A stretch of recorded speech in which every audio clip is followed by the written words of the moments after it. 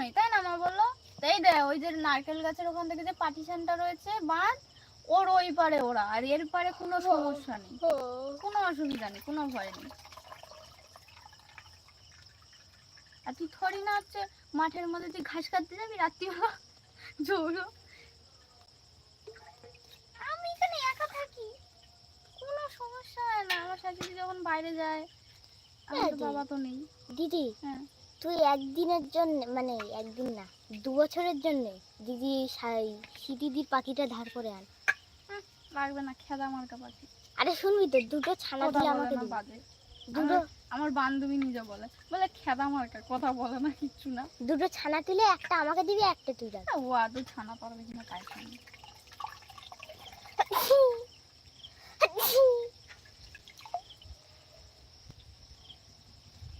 মা ওখানে বসে বসে ঢুলছিল, ঘুম পাচ্ছিল তো। এই আজকে সারা বিকেল ঘুমায়নি না।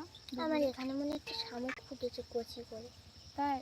আচ্ছা আমি ঘরে যাই, বের করতে পারবো না তো ব্যথা হবে। শুধু হাই দিদি, হাই হ্যালো, কেমন আছো? কমেন্ট করে জানাও দিদি।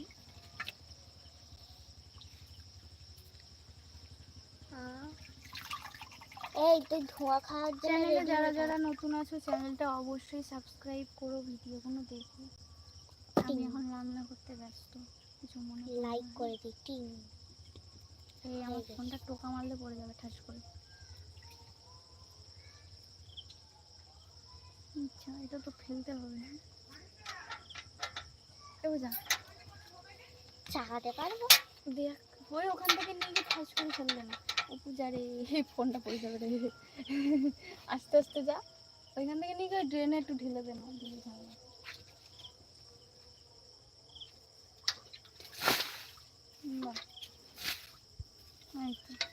আরে মন্ডল বংশের মান তো রাখতে হবে।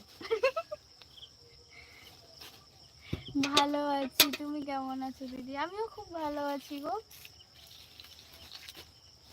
তুমি এতদিন লাইভে আসোনি কেন গো?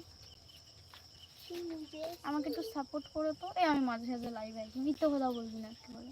আমি যখন দিয়ে এসেছি বেশি তা আমি তো টাইম পাইনি না। মাঝে দিনকে এলো আমি রান্না বান্না করলাম, তারপর দুদিন তো ঘুমিয়ে ঘুমিয়ে কাটালাম শরীরটা ভালো না বলে। তারপরে কি হলো, এখানে গান চলছিল, তাহলে আমি কিভাবে কি লাইভে যাব বলতো? গান চললে তো লাইভে কপিরাইট মেরে দেয়, লাইভ মানে বেকার একদম বাঁশ। হ্যাঁ আচ্ছা না বাঁশ। এই যে সবজির খোলাগুলো প্যাকেটে ঢুকিয়ে নিলাম, কারণ রাত্রিবেলা ফেলতে নেই, তারপর রান্নাঘরে ময়লা করে রাখতে নেই।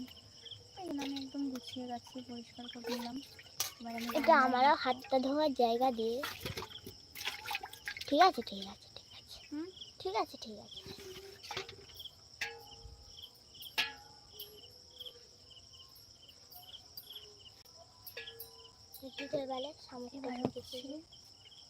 ভাত রান্না করতে যাচ্ছি, আস্তে আস্তে এগোচ্ছি, বাবারে পিড়েটা নিয়ে এগোই। আচ্ছা তোমরা একটু দেখে নাও আমাদের এখানে কজন আছি। হাই,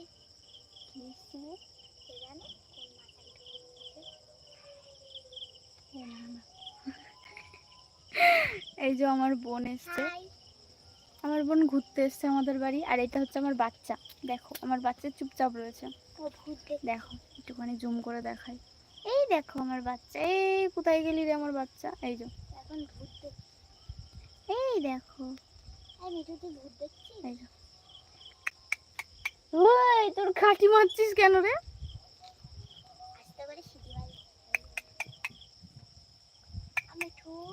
ঠান্ডা হাওয়াতে চুপচাপ রয়েছে একদম। ঠান্ডা লাগবে তো কি বলবো? দেখতে পাচ্ছ আমরা কতজন মিলে রান্না করতে এসেছি। আরে মেন কথা না, আমার গ্যাসটা শেষ হয়ে গেছে, যে কারণে আমাকে এই উনুনে এখন রান্না করতে এসেছি।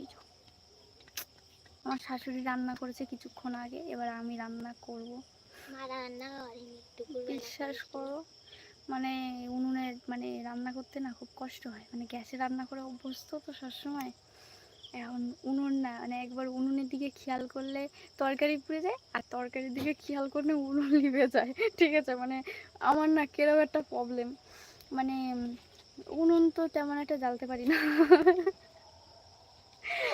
ঠিক আছে, উনুনে রান্না করতে গিয়ে যে কি অবস্থা হয় আমাদের, এটা তোমরা আজকে লাইভ প্রমাণ